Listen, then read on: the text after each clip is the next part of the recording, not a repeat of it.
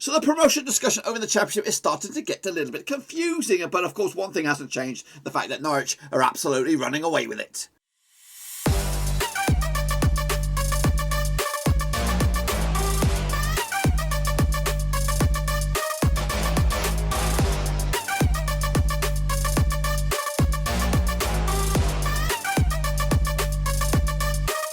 Like folks, back on another prediction show today. We take a look at match number 36 out in the Championship, and we'll get to that in just 1 second. If you're new to the channel, where the heck have you been, boys? Smash your subscribe and get your bang up to date with all things Blackburn Rovers later, Championship related. Well, football everything you know here under Warruski. That's right, of course. Games coming thick and fast. In fact, this weekend's action kicking off tomorrow, so make sure you get your picks in nice and early. We'll take a look at all of that in a minute. Of course, I want a big shout out to the VIP, a band of brothers. This is, of course, the Patreons. That's right. Thank you very much for your continued support right here, right now. If you are interested and you're watching and you think, you know what, maybe I should become a latest member of the Patreon gang. If you are interested, there is a link down below, patreon.com/Roverseas. Check that son of a gun out, and you can become the latest member of the party, and you can become my new best mate for life.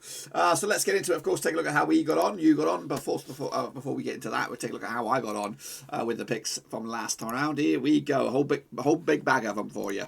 Been a good week for me as well, so let's get into it. Kick it all off with Huddersfield against Cardiff was a ball draw in the air, 0-0. Actually, I went the 2-0 for Cardiff, but Huddersfield grinding the result there. So a good result for them. Meanwhile, Watford, they did beat Nottingham Forest 1-0 in the end. And Mancini on the score sheet, giving Watford the win. Actually, went the 2-1 for Watford, so not too shabby. Bristol City, new manager bounce has come to a new manager stop as they lost to QP Blodia. Let's have a look at this one then, shall we? There it is, 2-0 in the end. Actually, remember the 1-win for Bristol City, we got that one wrong. Coventry, they stop the Wayne Rooney party bandwagon with a QPR's goals coming from Ilias Chair, Robert Dickey as well. Meanwhile, Coventry did beat Derby 1-0. Maxim Biamu on the score sheet for Coventry, giving them the win. Actually, with the 2-1 win for Coventry, so not too shabby. Meanwhile, Barnsley, they did win as well. They beat Birmingham 1-0 in the end. Of course, they played midweek, that's right. Daryl Dike on the score sheet. Was that his first goal, maybe his second goal? But of course, he's a bit of a player. Him could be a bit of a talent for next season, wherever they may be.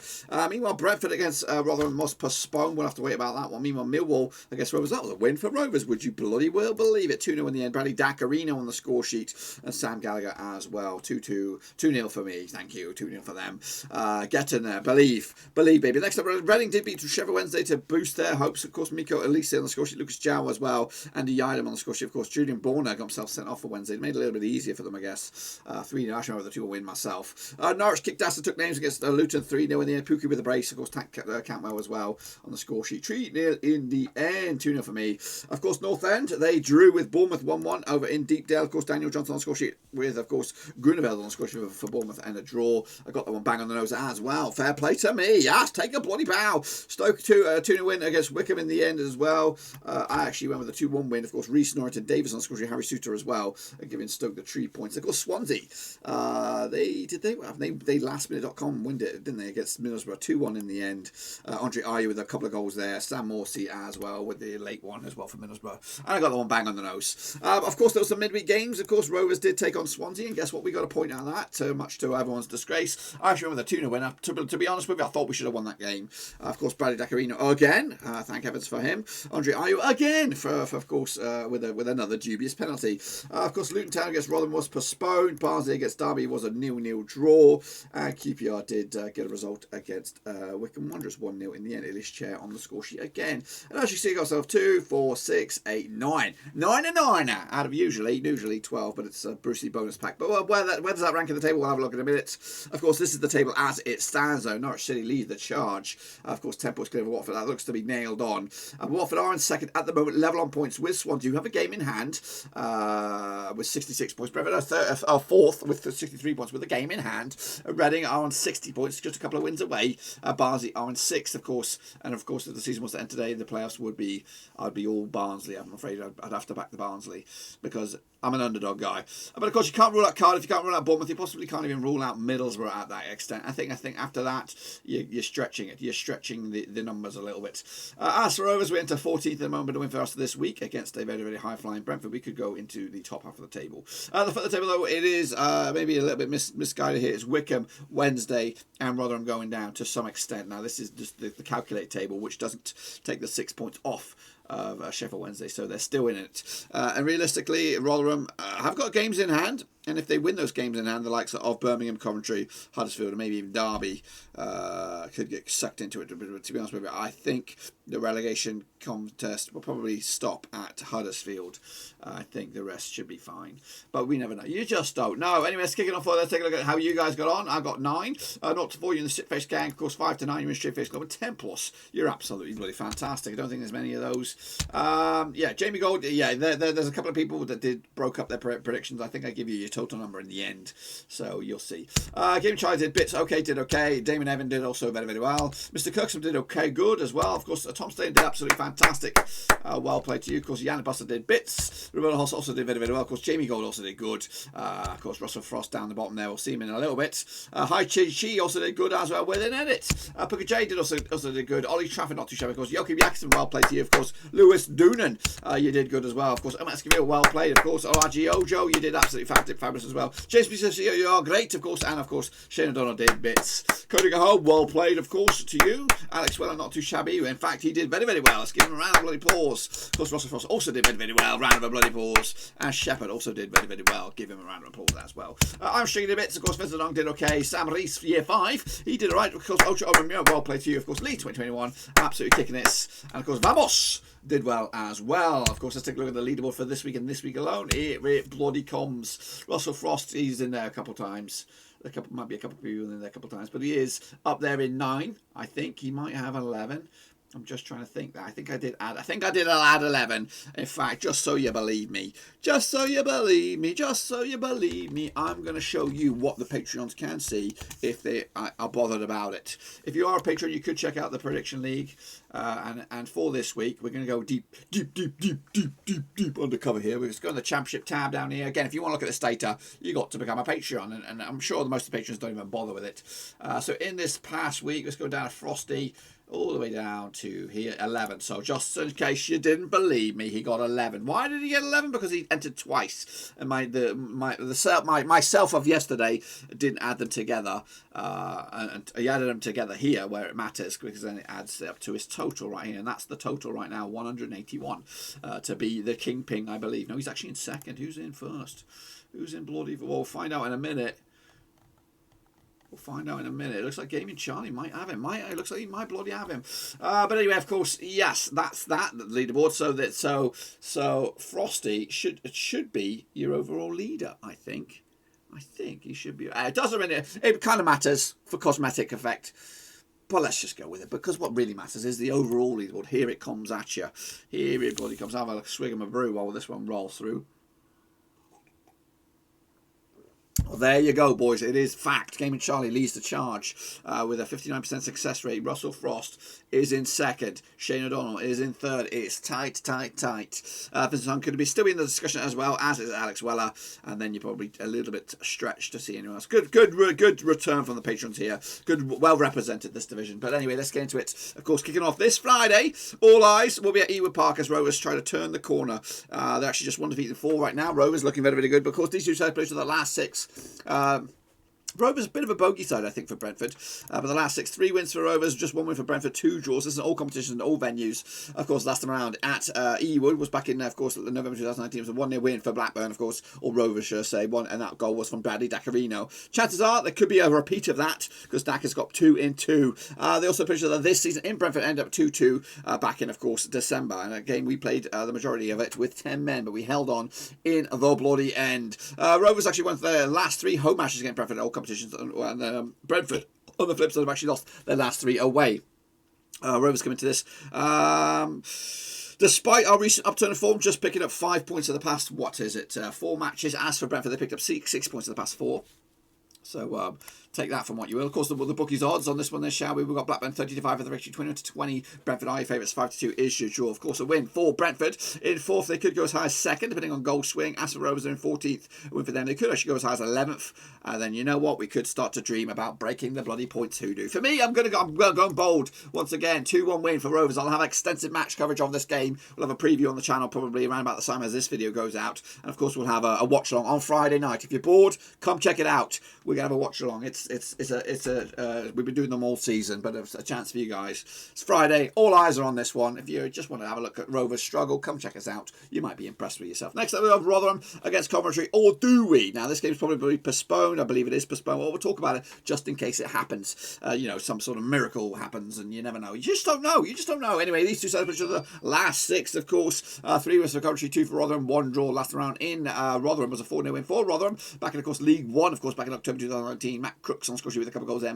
Michael Smith as well, 2 goals. Carl McFadden on score, got himself sent off for Coventry. They also played each other this season down at the St Andrews, Rico, wherever you want to call it. It was a 3-1 win for Coventry. Maximin Bayoyu, Tyler Walker, and Michael Smith, OG. Daniel Balsalar getting the goal for Rotherham in too little, too late. Of course, heading into this, just 1 win in the past 6 games for Rotherham. That was against Sheffield Wednesday. Meanwhile, 2 wins, or in fact 2 defeats in the past 5 for Coventry, have them believing that they're probably going to stick around again in this division. There's no bookies odds on this one, but of course, if the match was to go ahead and Rotherham were to be victorious, they could go as high as 21st in the table. Whereas Coventry are in 20th, and with them they could go as high as 17th. It's that tight at the bottom of the table. I'm going to go with the win on this one. No, 0-0. That's right. In the end, point split right down the middle. Next up, we have Luton Town up against Swansea City. Of course, played to the last 6. 1 win for Luton, 5 for Swansea. No draws. Of course, last round in Luton was a 1-0 win for Swansea back in, of course, December 2019. Andre Ayew again on the score sheet. Goodness gracious me, the man is nowhere to be seen. Of course, they also played this season down in Wales. Of course, back in December, it was a 2-0 win for Swansea. Connor Roberts and Andre Ayew again. Matthew Pearson,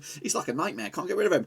Matthew Pearson got himself sent off on this one. Swansea, though, winning 5 of the last 6 matches against Luton in the all comps. Heading into this, though, Swansea just 1 defeat the past 5. The 1 defeat was against Bristol City. 1 defeat the past 4 for Luton. That was against Norwich just the other day. Look at the book's odds on this one. This year we've got Swansea coming at you 65 for the victory. 5-2 is your Luton. 11-5 is your draw. Of course, a win for Luton in 16th. They could go as high as 11th. Whereas a win for Swansea in 3rd. They could go 2nd in the table. I'm going with a bit of a shocker here. I've gone with a draw. Yes, indeed. 1-1 in the end.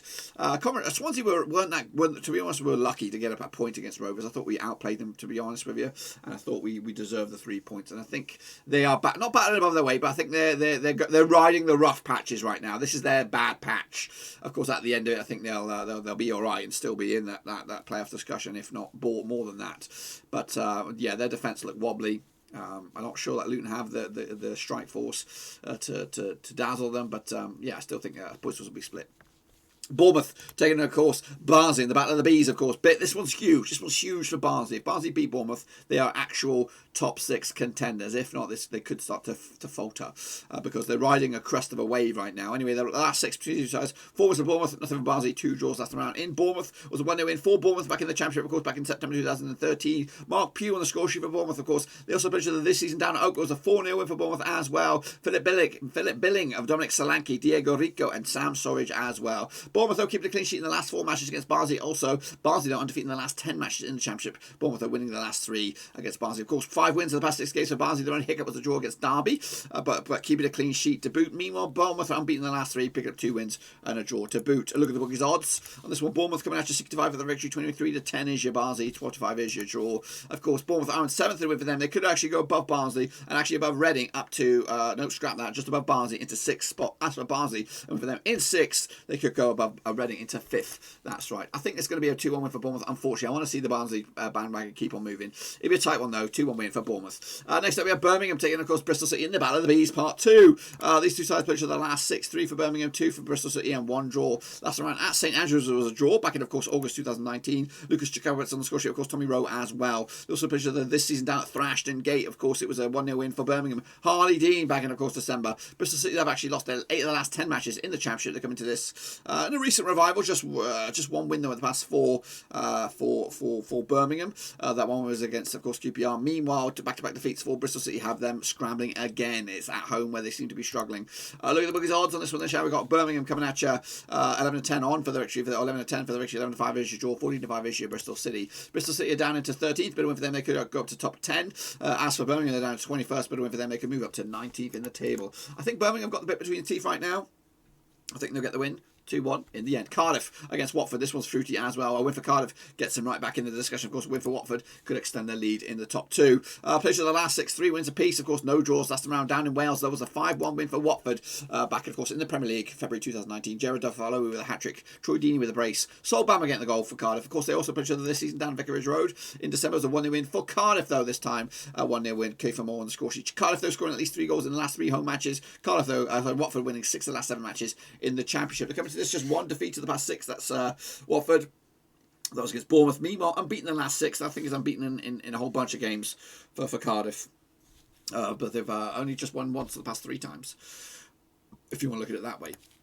Cardiff, 21-20, 21-10 for the Rick Chiefs, 11-5 is your draw, 7-5 is your away win. That's Watford. Watford are second win for them. They'll remain second, I think, depending on a massive goal collapse or a goal swing from Swansea. As for Cardiff in 8th, their win for them, they could actually go as high as 7th and closing the door on, of course, the playoffs. For me, I'm going to go with the 1-0 for Cardiff in the end to keep their dream alive. Next up, they have Derby up against Millwall. This one's tight, of course. But anyway, these two sides played for the last 6. 2 wins for Derby, 3 for Millwall, 1 draw. Last round in Derby at Pride Park back in, of course, December 2019 was a 1-0 win for Millwall. Tom Bradshaw on the score sheet, giving Millwall the W. Of course, they also played each other this season down the Den. Of course, it was a 1-0 win for Derby this time. Jason Knight on the score sheet back in December. Derby, their fans have scored in the last 3 matches in the Championship, but they're also undefeated in the last 5 at home. They come into this just 1 win in 6. That 1 was against Huddersfield. Meanwhile, just 1 win in 5 for Millwall. That 1 was against Preston, of course. 2-1 win at the Den. Look at the bookies odds on this one then, shall we? We've got Derby 31-20 for the Rick Chiefs, 21-10 is your Millwall, 2-1 is your draw. Of course, Derby down to 18th, but a win for them, they can move up to 17th, whereas Millwall on 11th, a win for them, they can move into top 10. For me, I'm going to go with the 2-1 for Derby.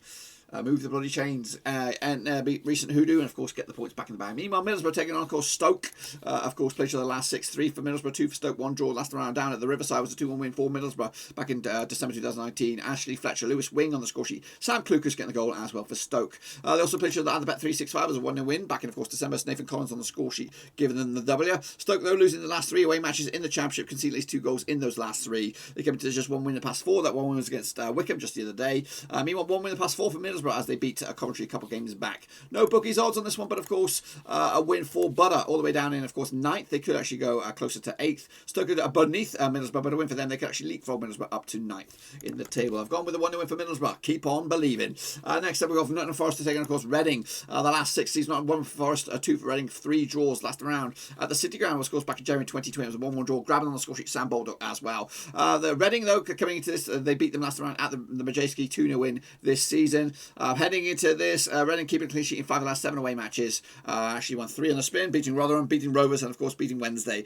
As for Forest, 3 games without a win, back-to-back defeats as well, losing to Luton and of course losing to Watford. Look at the bookies odds on this one then, shall we? We've got Forest coming at you 17-10 for the Richie, 9-5 is your Reading, 21-10 is your draw. Reading are in, of course, 5th, and a win for them, they can move up to 4th. As for their opposition, Forest, they're down to 17th, but a win for them, they can close in on Luton, a position above them. I'm going with a 2-1 for Forest. Yep. Party poopers extraordinaire. QPR taking, of course, Huddersfield Town, who could go down, of course, last time around, or last 6. Nothing for QPR. 4 for Huddersfield, 2 draws last round at Loftus Road. Was a draw back in August 2019. Grant Hall on the score sheet. Colin Grant this time was scored for Huddersfield. They also played this season in Huddersfield, a 2-0 win, of course, for Huddersfield. Karoma, tough follow on the score sheet for Huddersfield. Huddersfield, though, losing 6 of the last 7 away matches and conceded at least 2 goals in 6 of those last 7. They came into this without a win in 4. Back-to-back wins for QPR, beating Bristol City and, of course, beating Wickham. Look at the bookies odds on this one then, shall we? We've got QPR coming at you. Even Stevens for actually 14-5 is your draw. 5-2 is your Huddersfield. 5-2 is the draw. 14-5 is your Huddersfield. Huddersfield coming into this in 19th, and a win for them. They could go as high as 17th. QPR to 12th. A win for them. They go to the top 10, and they can start to get a little bit dreamy. I've gone with the 2-1 win for QPR, and guess what? The dream could be on. Next up, we have Wickham Wanderers up against Preston. Played each other the last 6. 4 for Preston, 1 for Wickham, 1 draw. Last round in last round in league action in Wickham was a 7-goal thriller going in favour of Preston. 4-3 back in 2011. Neil Mallow on the score sheet with a couple of goals. Ian Hume as well with a couple of goals. Gareth Ainsworth, of course, now manager for Wickham, ex-Rover fan or whatever. Stuart Donnelly and Scott Donnelly and Stuart Bevan on the score sheet. A 7-goal thriller going in favour of Preston. They also played each other this season in Preston. It was a 2-2 bloody draw. But they also played each other in the Cup this season. It was a 4-1 win at Wickham as well with Fred Odiema, Joe Jacobson and Josh Knight. Alex Samuel on the score sheet for Wickham, of course. Emil Rees Jakobsen on the score sheet for Preston. Wycombe, though, failing to score in the last 4 matches in the Championship. They've also lost those last 4 as well. Coming into this, just 1 win the past 6 games for Preston. That one was against Huddersfield, 3-0 in the end. 1 win the past 6 for Wycombe, and that one was against Reading as well, 1-0. Quite a few games back now, it looks like. Of course, the bookies odds on this one, 40-5 for Wycombe. Even Stevens for Preston, 12-5 is your draw. Preston coming into this in, of course, 15th. The win for them, they could move up to 11th. Whereas Wycombe are rooted to the foot of the table. But a win, they can move up to closer to Sheffield Wednesday. This is at Wycombe, tough one. I think it's going to be a draw, that's right. And then wrap it up, it'll be Sheffield Wednesday up against Norwich Bloody City, of course, leaders at the moment.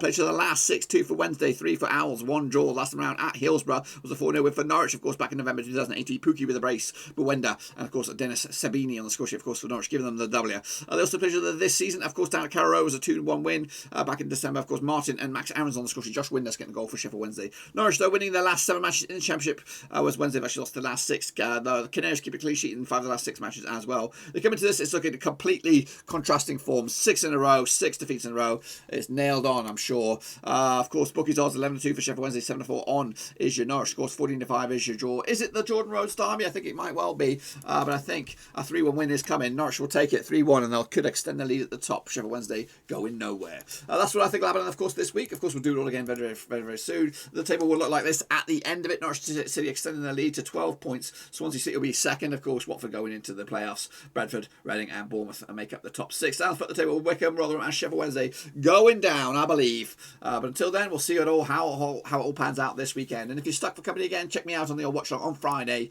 We do it all again. Until then, though, be sure to give the video some love and smash your thumbs up, smash your subscribe. Check out the links down below. I'm on Twitter, Facebook, Twitch, and of course, if you want to support the channel in another way, you could become the latest brother of another mother. That's Patreon, right? Check it all out. Link down below. Patreon.com/RoverSeas. Until then, though, see you all very soon. Mask up 6 feet. Come on, Rovers. Let's upset the apple cart once again.